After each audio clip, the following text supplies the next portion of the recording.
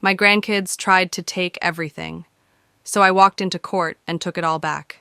They went pale.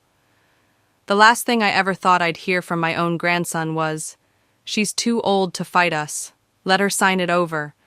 But he said it, smirking, right across my kitchen table. My name is Eleanor Fisher. I'm 73 years old, and I've lived in the same house in Richmond, Virginia, for more than 40 years. It's a modest brick ranch, the place where my late husband and I raised our children, and where my grandchildren learned to walk, to read, to become their own people. Or so I believed. I never imagined the same children I once rocked to sleep would look me in the eye and tell me I was an obstacle, something to be pushed aside so they could get what they wanted faster. It started after my daughter Melanie passed unexpectedly last year. She was only 52. Her death shattered me. Losing a child isn't something you recover from. I thought my grandkids, Emma and Kyle, would want to keep our family close in the aftermath. But in the months after the funeral, something shifted. They started coming around more often, but not to check on me. No, they had other plans. Emma is 30, with a sleek ponytail and a voice that drips with forced sweetness when she wants something. Kyle is 28, the kind of young man who thinks he knows everything because he reads a few articles online. The first time I noticed their visits were less about me and more about what I had, I tried to pretend otherwise. Maybe they just didn't know how to process their mother's death. Maybe they needed time. But that afternoon in my kitchen, when I laid out the apple pie I'd baked just to see their faces light up, I caught them exchanging a glance I'll never forget. Like I was a nuisance, an inconvenience standing between them and the inheritance they believed was theirs by birthright. "I'm not ready to talk about the house," I told them when they slid the papers across the table. Kyle didn't even look up. Emma folded her arms and said in a clipped tone, "Grandma, be reasonable. You can't take care of this place anymore. If you sign now, you'll still get to live here. Until, you know." She trailed off like she couldn't be bothered to say "until you die." I felt something in me snap. I had given everything I had to my family, my time, my energy, my money.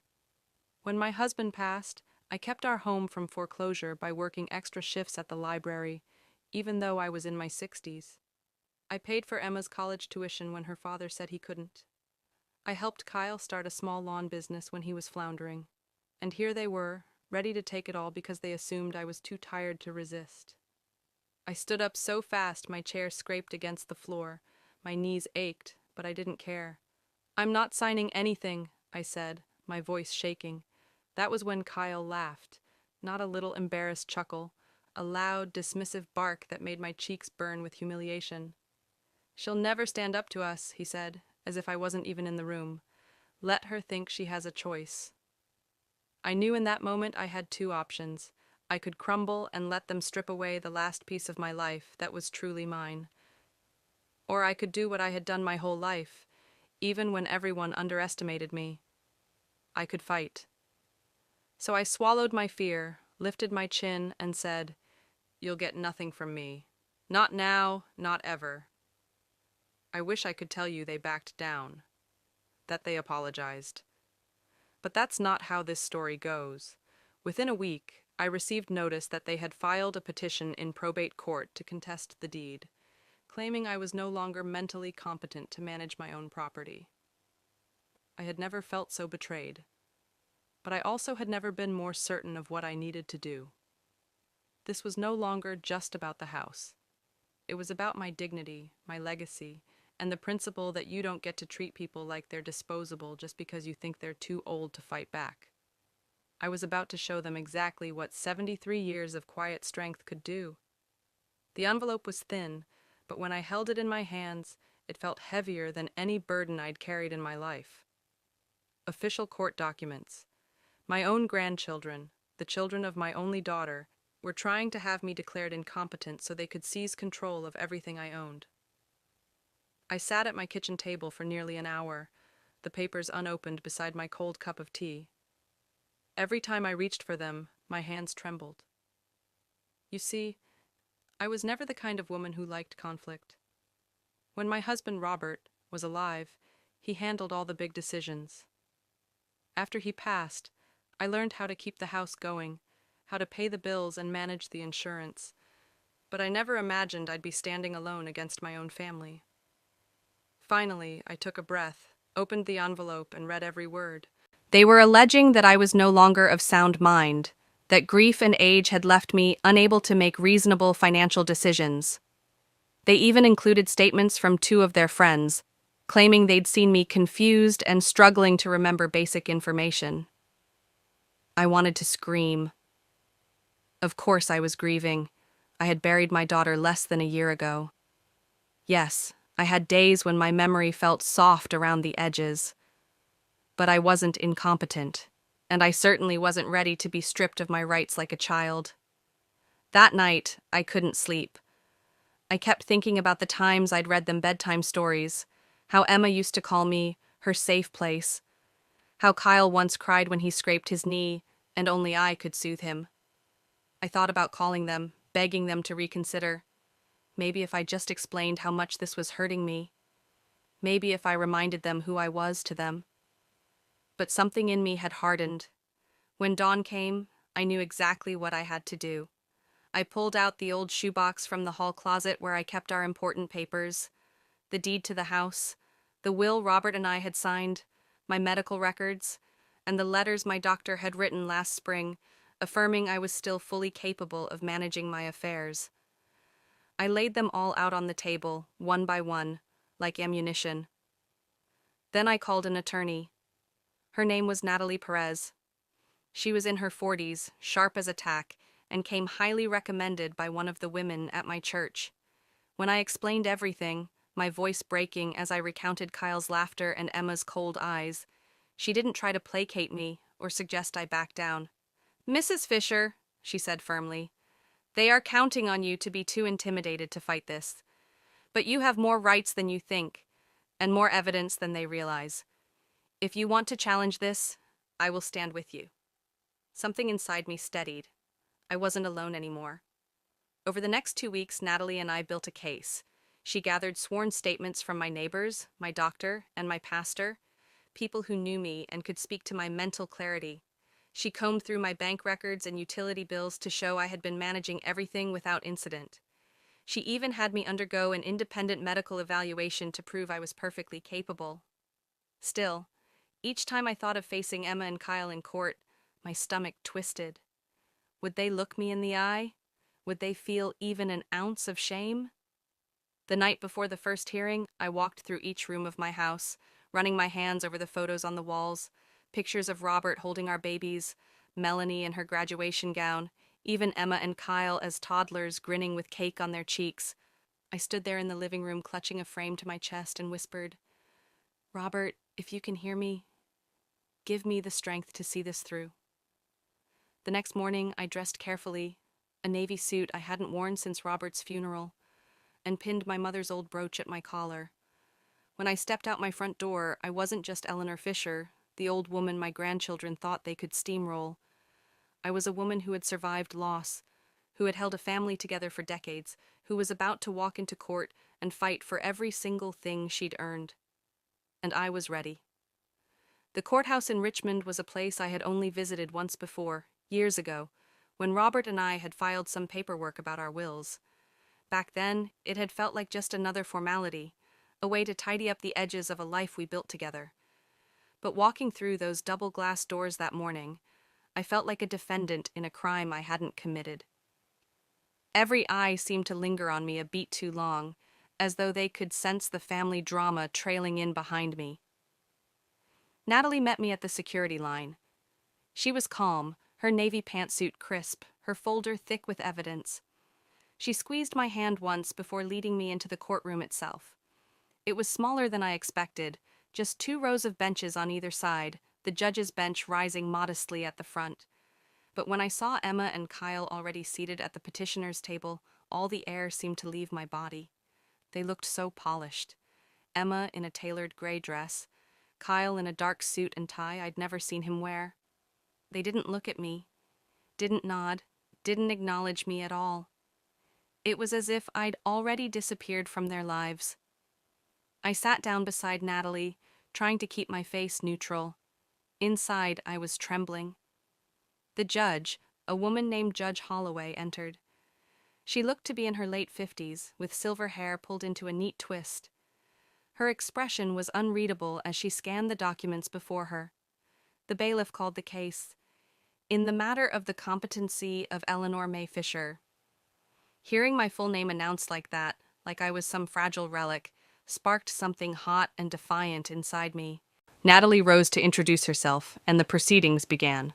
First, their attorney laid out their claims, that I was mentally unfit, that I had been making erratic decisions, that my confusion endangered the security of the property. I could hardly believe the words as he spoke them, so smooth, so certain. He presented the statements from Emma's friend and Kyle's former co-worker, people I barely knew. They testified I had trouble recalling dates and seemed disoriented during brief interactions. I felt my pulse pounding in my ears. Then it was Natalie's turn. She stood tall, her voice clear as a bell. "Your Honor, these are opinions, not facts. We will show not only that Mrs. Fisher is competent, but that she has been the target of undue influence and manipulation." When Natalie called my doctor as the first witness, I could have wept with relief. He testified to my good health, my clear cognition, and my steady routines. Next came my neighbor, Mrs. Callahan, who told the court she'd seen me mowing my own lawn, handling my mail, and balancing my checkbook without issue. Each voice in my defense steadied me, layer by layer. But the hardest moment came when the judge addressed me directly. "Mrs. Fisher," she said gently, "do you understand why you're here today?" I swallowed, wishing my throat wasn't so tight. "Yes, Your Honor. My grandchildren believe I can't care for myself or my home. But they're wrong. I may be old, I may be grieving, but I am not incompetent." Emma shifted uncomfortably. Kyle looked away. "And do you understand what will happen if the court rules against you?" the judge asked. My voice didn't shake this time. "They will control everything I have, my house, my finances, my decisions. I will be a guest in my own life." A hush fell over the courtroom. When the lunch recess was called, I stepped into the hallway, feeling like I'd run a marathon. Natalie and I sat together on a wooden bench. "You're doing beautifully," she said. "No matter how this ends, you've already shown them you won't be bullied." For a moment, I closed my eyes. I thought about Robert's hand on mine, the way he used to tell me I was stronger than I believed. He would be proud of me today. But deep down, I knew this wasn't over. There were still hours left to argue, more statements, more cross-examinations, and if they thought I would crumble before it was done, they had learned nothing at all. When we returned to the courtroom after lunch, I felt strangely calm. Maybe it was exhaustion, or maybe it was the realization that there was nothing left to hide, nothing left to lose. I had already been humiliated and underestimated by the very people I loved most.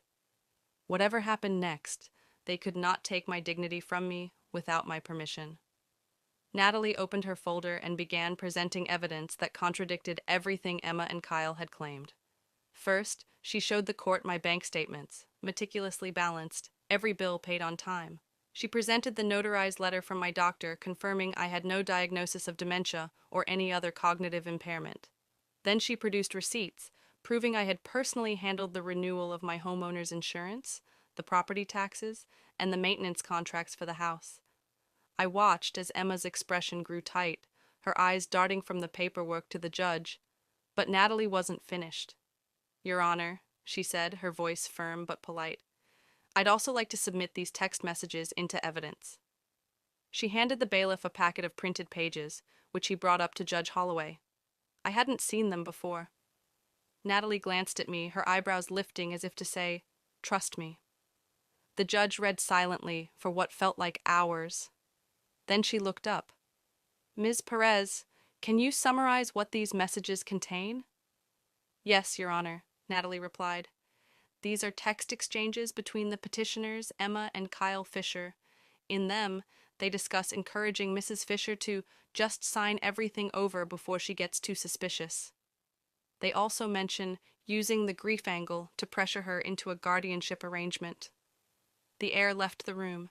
Emma's mouth fell open. Kyle went pale. For a moment, no one spoke. Then the judge turned to them. Miss Fisher? Mr. Fisher? Would you care to respond to these communications? Emma swallowed visibly.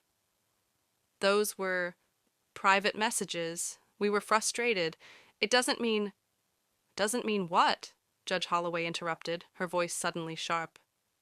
That you were deliberately plotting to take advantage of your grandmother's grief? Kyle cleared his throat, but said nothing. I felt no triumph in that moment, only sorrow. This was my family, the children of my daughter, who I'd loved more than life. Seeing them exposed like that, their schemes laid bare for strangers to dissect, was a kind of heartbreak I hadn't known was possible.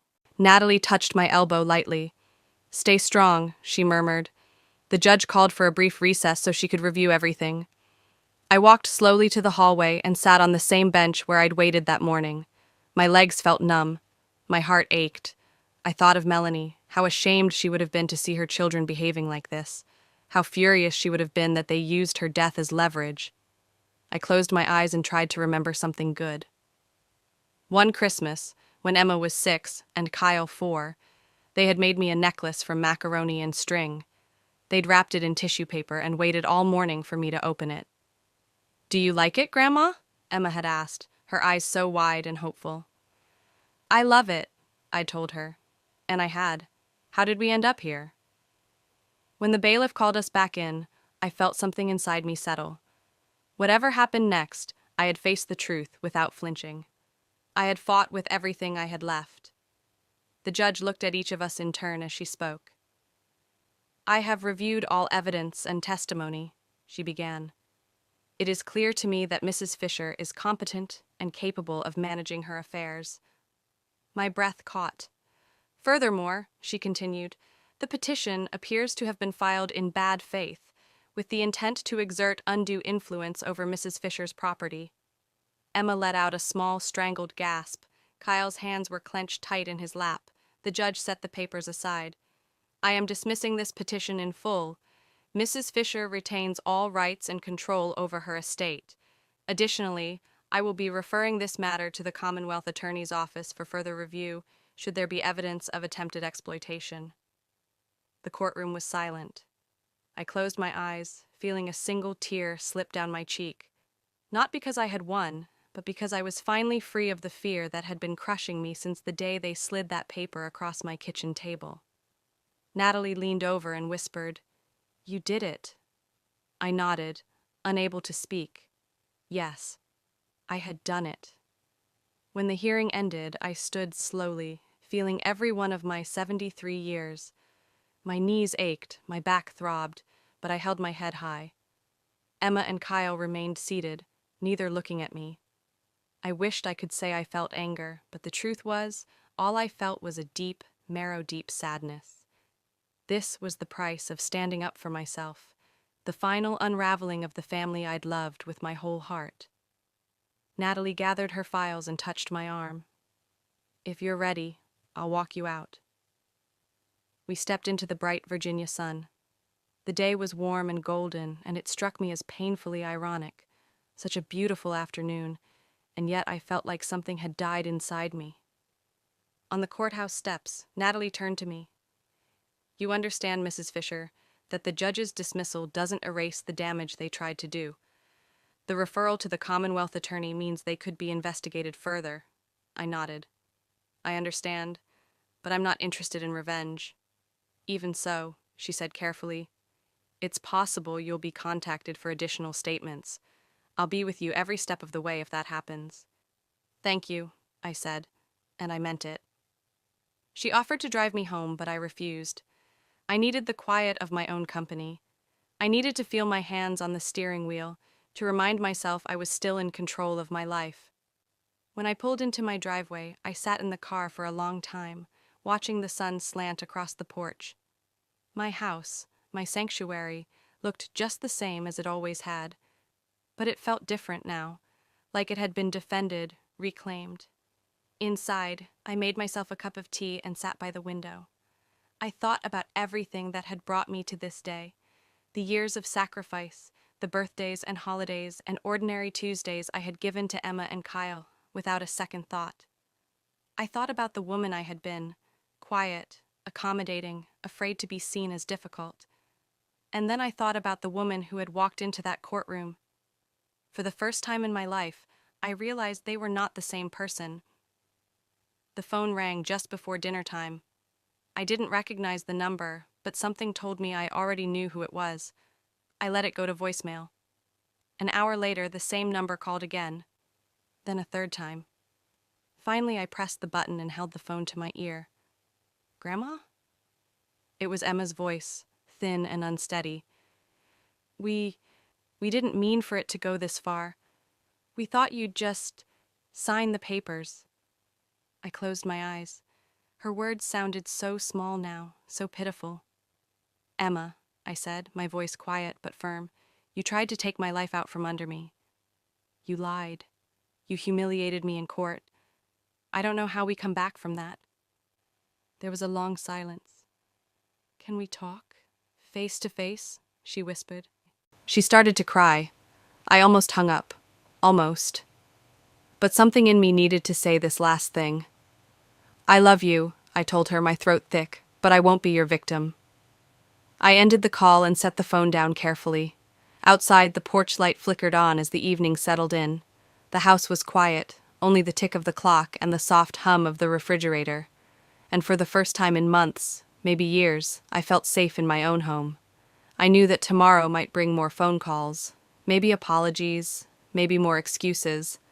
But tonight, I didn't owe anyone anything. Not my forgiveness, not my understanding, not my silence. Just myself, finally unafraid. The days that followed were filled with a quiet I hadn't known in years. No unexpected knocks at the door, no voices arguing in my kitchen, no papers shoved across my table demanding my compliance. Just me. And in that stillness, I began to rediscover parts of myself I'd buried beneath decades of obligation and fear. The first morning after the hearing, I woke up before dawn and sat on the porch with my tea, watching the world slowly brighten.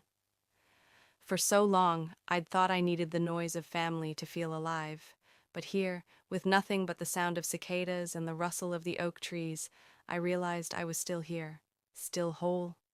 A few neighbors stopped by over the next week. Mrs. Callahan brought over a pie, her eyes kind but cautious.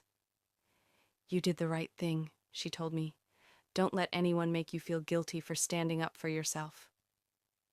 I thanked her, though a part of me still struggled to accept that this was true, that defending myself wasn't the same thing as betraying them. A letter came in the mail from the Commonwealth Attorney's office. They were opening an inquiry into Emma and Kyle's petition, citing potential elder exploitation. Natalie called me right away, her voice steady and professional. "I know this feels heavy," she said, "but it isn't your burden to carry anymore. You told the truth. You protected yourself. Let them answer for their actions." I took her advice to heart. Instead of dwelling on the possible investigation, I turned my attention back to my home. I hired a handyman to fix the sagging front steps Robert had always meant to repair. I had the shutters painted blue, the color I'd always loved but never chosen because someone else didn't care for it. I pulled old quilts from the cedar chest and draped them over the backs of chairs, rearranged the living room, bought fresh flowers every Sunday, just because I could. Little by little, the house began to feel like mine again. Not just a museum to all I'd lost, but a place alive with my choices. My joy. I knew eventually I would have to face Emma and Kyle. We were family, no matter how frayed the bond had become. But I also knew that when that day came, I would meet them not as the meek grandmother they expected, but as a woman who had defended her life, her independence, and her right to be respected. One afternoon, about 2 weeks after the hearing, I got a letter from Emma. The envelope was thick, her handwriting careful. I carried it to the kitchen table and sat down, feeling my heart beat hard in my chest. It was an apology. She said she was ashamed. that she and Kyle had convinced themselves it was the only way to secure the future, that they'd told themselves I would never fight back because it would be easier for everyone. Her words were heavy with regret.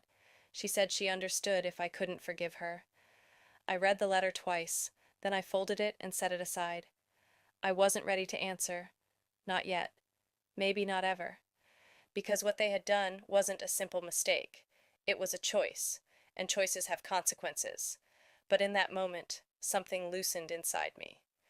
I realized that whether or not I ever reconciled with them, I had already reclaimed the thing they tried hardest to take, my sense of worth.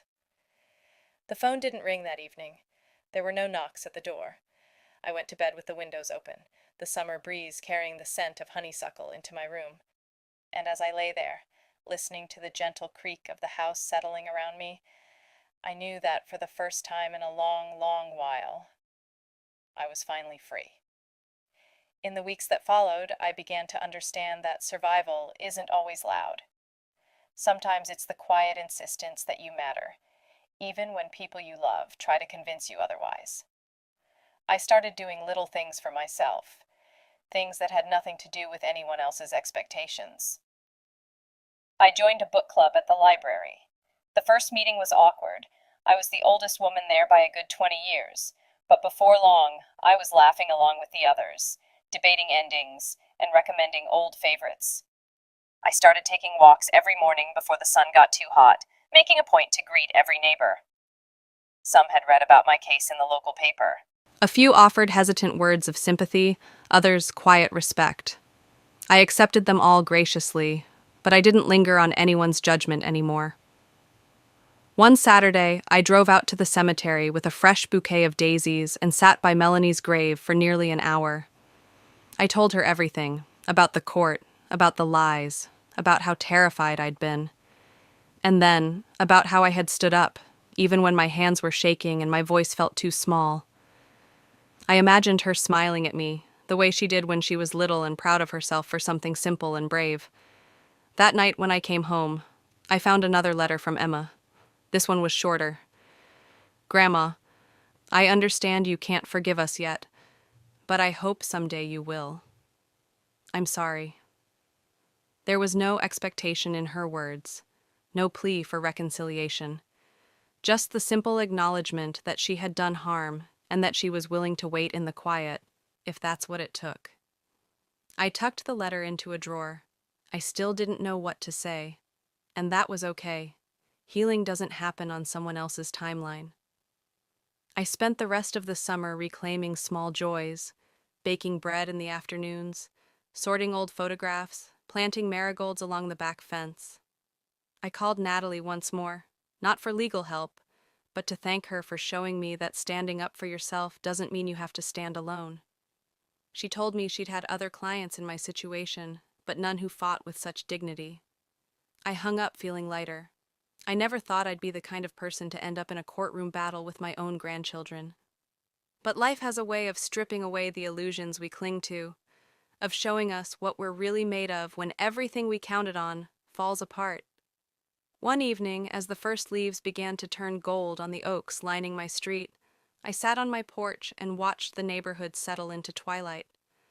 I thought about the woman I had been before all this, the grandmother who would have signed anything just to keep the peace, the woman who had believed that love always meant sacrifice, that silence was the price of harmony. And then I thought about the woman I was now. I was still kind, still generous, but I was no longer willing to disappear for anyone. When the neighbors walked by, they waved, and I waved back.